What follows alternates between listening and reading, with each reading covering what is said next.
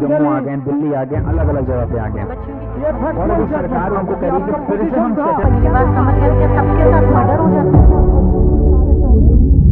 Hello, welcome to पाउजल academy. जैसे कि आप जानते हैं, मैं पंकज सर आज आपके साथ एक बहुत महत्वपूर्ण टॉपिक पर बात करने वाला हूं।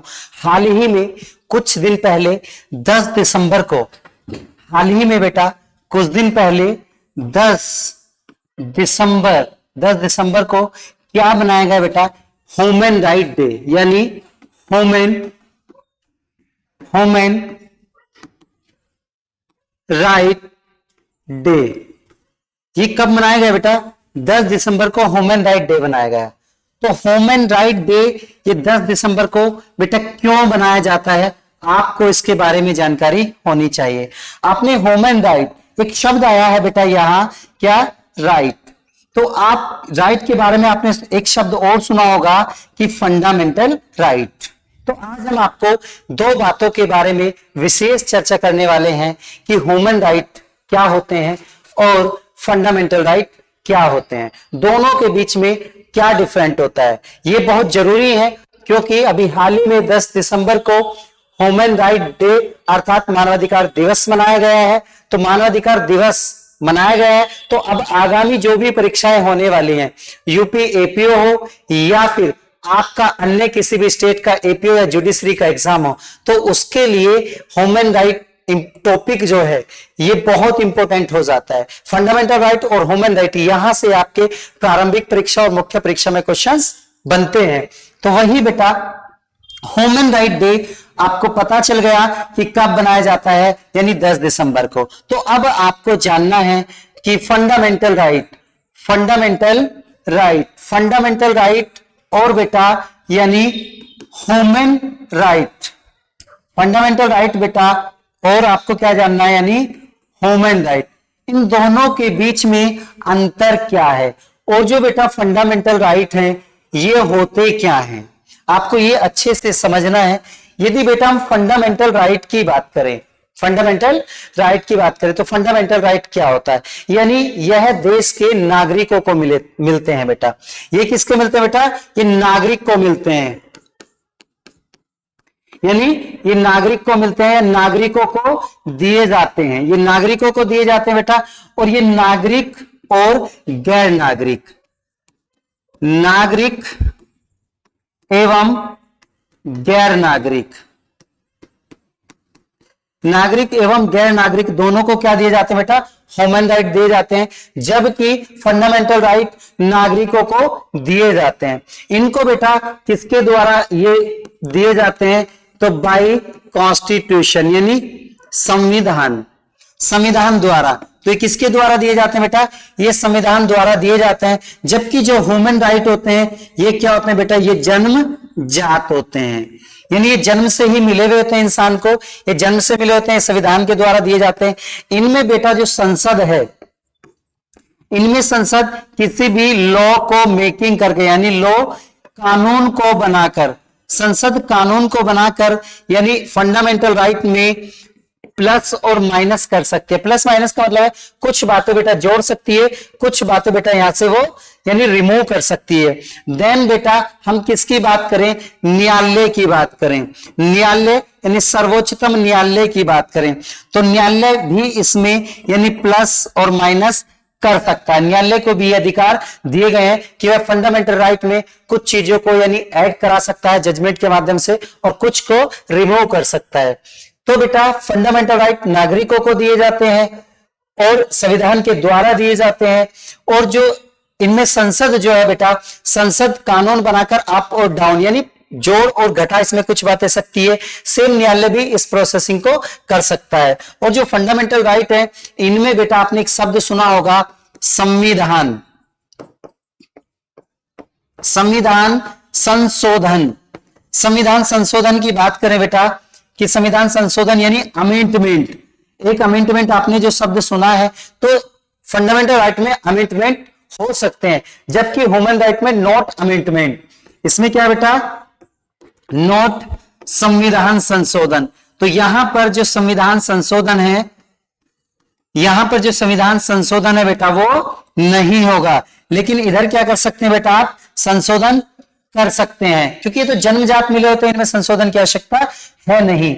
और जो ह्यूमन राइट है बेटा, इनको न्यायालय, इनके लिए मैं बात कर रहा हूं, आप न्यायालय में जा सकते हो, न्यायालय में आप क्या कर सकते हो, यानी जा सकते हो, न्यायालय में गो, यानी न्यायालय में बेटा जा सकते हो, इधर भी न्यायालय में जा सकते हो। और बेटा जो ह्यूमन राइट होते हैं और फंडामेंटल राइट जो होते हैं, ह्यूमन राइट ये आपको सार्वभौमिक होते हैं, सार्वभौमिक यानी ये यूनिवर्सल होते हैं। यूनिवर्सल का मतलब है कि आप किसी भी स्थान पर जाओ, आपको ये राइट्स मिलेंगे, आपको इन राइटों से वंचित नहीं किया जा सकता। जबकि आप यदि अपनी कंट्री को छोड़कर किसी अन्य कंट्री में जाते हैं बेटा, तो आपको फंडामेंटल राइट से वंचित कर लिया जाएगा, लेकिन जो ह्यूमन राइट है इन्हों से वंचित नहीं किया जाएगा। देन बेटा आपको समझना है कि जो फंडामेंटल राइट है और जो ह्यूमन राइट है, तो इनके बारे में कुछ बेसिक चीजें और हैं जो आपको जाननी जरूरी है। उन बेसिक चीजों की बेटा बात करें तो ये किसके द्वारा दिए जाते हैं बेटा, कॉन्स्टिट्यूशन। ये किसके माध्यम से दिए जाएंगे बेटा, ये कॉन्स्टिट्यूशन के माध्यम से दिए जाएंगे, नहीं संविधान के माध्यम से दिए जाते हैं। प्रत्येक देश, दुनिया का कोई भी देश ऐसा नहीं है जहां पर फंडामेंटल राइट ना हो। किसी देश में बेटा जहां संविधान लिखित है वहां लिखित रूप में दिए गए हैं, जहां अलिखित है वहां अलिखित रूप में दिए गए हैं, और जहां किंग एंड क्वीन का शासन है तो वहां पर ये यानी किंग एंड क्वीन के द्वारा जो चार्टर एक्ट है या जो चार्टर पत्र है उसके माध्यम से ये दिए गए हैं। क्लियर बेटा, तो कॉन्स्टिट्यूशन के द्वारा दिए गए, तो भारत में भी कॉन्स्टिट्यूशन के माध्यम से दिए गए हैं। तो भारत में पार्ट 3 में बेटा फंडामेंटल राइट्स दिए गए हैं। और बेटा इसमें आर्टिकल्स की बात करें तो आर्टिकल 12 से 35 तक फंडामेंटल्स के बारे में कहा गया है। और इसका सोर्स की बात करें तो इसका कहां से लिया गया बेटा, फंडामेंटल राइट का अमेरिका, इसका सोर्स अमेरिका से लिया गया। बट यदि इसमें कुछ बात करें तो ये बेटा हमारा कहां से लिया गया, यानी यूके से भी कुछ इसके सोर्स लिए गए हैं। इतनी बात बेटा क्लियर हुई। तो पार्ट 3 में है फंडामेंटल राइट और आर्टिकल 12 से 35 तक है, सोर्स अमेरिका एंड यूके से लिए गए हैं। इतनी बात जब आपको समझ में आती है तो फंडामेंटल राइट क्या है, ये यूनिवर्सल नहीं होता, यानी ये क्या यूनिवर्सल नहीं है तो क्या है, यानी ये सिर्फ जब तक हम कंट्री में रहेंगे ये तब तक ही मिलेंगे। इतनी बात क्लियर हुआ बेटा। यहां की बात करें ये यूनिवर्सल होते हैं। और यहां पर बेटा एक आर्टिकल है, आर्टिकल 21। आर्टिकल 21 की मैं बात करता हूं तो आर्टिकल 21 है कि प्राण एवं दैहिक स्वतंत्रता, प्राण एवं दैहिक स्वतंत्रता का अधिकार। आर्टिकल जो 21 है इस पर पार्लियामेंट ने समय समय पर कानून बना के बहुत सारे सब आर्टिकल्स इसमें जोड़े हैं। और कॉन्स्टिट्यूशन में सुप्रीम कोर्ट के भिन्न भिन्न जजमेंटों के माध्यम से इसमें बहुत प्रोविजन जोड़े गए हैं। लगभग आर्टिकल 21 में यानी 30+ प्रोविजन है, यानी इनके सब क्लोज की बात करें बेटा 30+ सब क्लोज निकल कर आ जाते हैं जो पॉइंट फॉर्म में आपको बताए जाएंगे। तो आर्टिकल 21 बोलता है बेटा कि प्राण एवं क्या बोलता है बेटा कि प्राण एवं दैहिक स्वतंत्रता का अधिकार। इसका मतलब है कि जो आर्टिकल 21 है वो किसको मिलेगा बेटा, यानी वो नागरिकों को भी मिलेगा और वो गैर नागरिकों को भी मिलेगा। क्लियर हुआ बेटा कि आपको प्राण और दैहिक स्वतंत्रता के अधिकार से वंचित नहीं किया जा सकता। दैहिक स्वतंत्रता, इसके बारे में यदि मैं आपको बताना चाहूं तो आपने देखा होगा बेटा कि जैसे कि भारत में हिंदू, मुस्लिम, सिख, ईसाई, जैन, बौद्ध, पारसी यानी लगभग में विश्व में जितने भी धर्म हैं सभी धर्मों के लोग भारत में निवास करते हैं। जब सभी धर्मों के लोग भारत में निवास करते हैं तो बेटा यदि किसी भी व्यक्ति की किसी कारणवश मृत्यु हो जाती है तो उसका जो कार्यक्रम होता है, अंतिम कार्यक्रम, तो उनके वो अपने रिलीजन के विधि विधान के अनुसार करते हैं। जैसे हिंदू धर्म में मोस्टली तो व्यक्तियों को जलाया जाता है मरने के बाद, लेकिन रेयर केस में उनको दफना भी दिया जाता है, रेयर केस में उनको गंगा या किसी जल में प्रवाह भी कर दिया जाता है। यदि ऐसा करने से हिंदू धर्म के किसी व्यक्ति को कोई रोकता है तो वह उसके मानवाधिकार का हनन कर रहा है। मौलिक अधिकार का तो हनन कर रहा है, उसके साथ साथ में बेटा वह उसके मानवाधिकार का भी हनन कर रहा है। और वैसे ही बेटा मुस्लिम धर्म में आपको पता होगा कि अधिकतर ही नहीं बल्कि 100% एक धारणा बनी हुई है लगभग में कि वहां जितने भी व्यक्ति होते हैं सभी व्यक्ति को इंतकाल के बाद एक ताबूत के माध्यम से ले जाकर एक कब्रिस्तान में एक कब्र को खोदकर उसमें दफना दिया जाता है, एक मिट्टी से ढक दिया जाता है। यदि ऐसा करने से उन्हें वंचित किया जाता है तो बेटा उनके मौलिक अधिकार का यानी फंडामेंटल राइट का तो हनन हो ही रहा है। इसके साथ साथ बेटा उनके यानी ह्यूमन राइट्स का भी हनन हो रहा है। तो वही जानना है कि आपको आर्टिकल 21 ये ह्यूमन राइट्स मिला हुआ है, इसमें आपका फंडामेंटल राइट भी इंक्लूड है। देन बेटा यदि हम बात करें कुछ और डिफरेंट को लेकर चले तो फंडामेंटल राइट की बात करें बेटा और हम ह्यूमन राइट की बात करते हैं।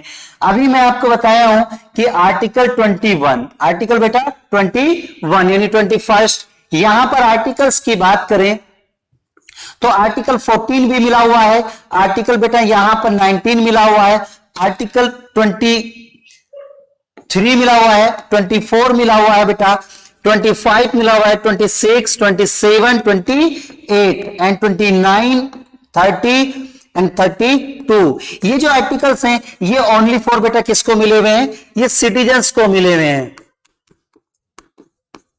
ये किसको मिले हुए हैं? ये सिटीजन को मिले हुए हैं। और ये जो आर्टिकल है बेटा ये सिटीजन और नॉन सिटीजन दोनों को मिला हुआ है, यानी नागरिक और गैर नागरिक, सिटीजन और नॉन सिटीजन, यानी सिटीजन और बेटा नॉन सिटीजन। ये सिटीजन और नॉन सिटीजन, नागरिक और गैर नागरिक दोनों को मिला हुआ है। और ये जितनी आर्टिकल मैं बताया हूं ये सभी आर्टिकल सिटीजन को मिले हुए हैं, केवल नागरिकों को मिले हुए हैं। इतनी बात समझ में आई? तो जो व्यक्ति बेटा मानवाधिकार को लेकर, मैं मानवाधिकार की बात कर रहा हूं बाबू, मानवाधिकार, जो व्यक्ति मानवाधिकार यानी ह्यूमन राइट, जो व्यक्ति ह्यूमन राइट मानवाधिकार के लिए कार्य करते हैं, जो मानव के अधिकार के लिए कार्य करते हैं, जो शोषित वंचित पीड़ित, जो व्यक्ति शोषित वंचित पीड़ित, बुजुर्ग, महिलाएं, बच्चे बच्चियां, इनको समाज की मुख्य धारा में लाने का प्रयास करते हैं या इनके लिए कुछ एक विशेष कार्य करते हैं, तो ऐसे व्यक्ति को यानी एक पुरस्कृत किया जाता है। आपने देखा होगा बेटा मदर, मैं मदर की बात कर रहा हूं बेटा, आपने देखा होगा मदर टेरेसा, मदर टेरेसा जी को नोबेल पुरस्कार मिला हुआ है। देन आपने देखा होगा बेटा कैलाश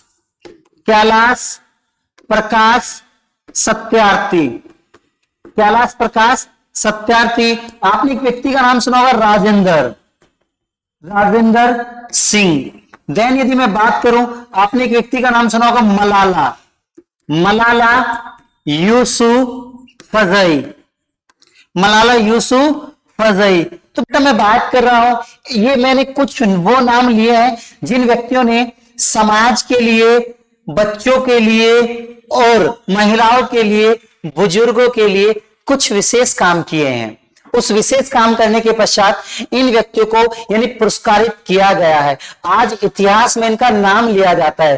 कैलाश प्रकाश सत्यार्थी जी जीवित है और भारत में किताबों में इनके बारे में लिखा हुआ है, चैप्टर्स स्पेशल है, इनके बारे में पढ़ाया जाता है। मलाला यूसुफजई के बारे में स्पेशल चैप्टर्स हैं, इनके बारे में पढ़ाया जाता है। मदर टेरेसा के बारे में स्पेशल चैप्टर्स हैं, इनके बारे में पढ़ाया जाता है। तो इसीलिए बेटा आपको यानी अपने परिवार का भला करने के साथ साथ यानी समाज के वंचित, पीड़ित, शोषित, बुजुर्ग, महिलाएं, बच्चे, ठीक, इनके लिए, पर्यावरण के लिए कुछ एक ऐसा कार्य करना है जिसके लिए आपका इतिहास में नाम दर्ज हो जाए। न्याय के लिए कुछ एक ऐसा कार्य करना है, आपका नाम इतिहास में दर्ज हो जाए। आप बखूबी जानते हैं कि मैं जिन बच्चों को पढ़ा रहा हूं वो सभी बच्चे अधिवक्ता हैं और सभी अधिवक्ताओं से मेरी एक ही उम्मीद रहती है, एक ही आशा रहती है कि वे भविष्य में यानी किसी भी कोर्ट में जाकर यानी किसी कोर्ट के जज बनेंगे, कोई डिस्ट्रिक्ट कोर्ट का जज बनेगा, कोई हाई कोर्ट का जज बनेगा, तो वहां एक कोई कैंपेन आप ऐसा चलाना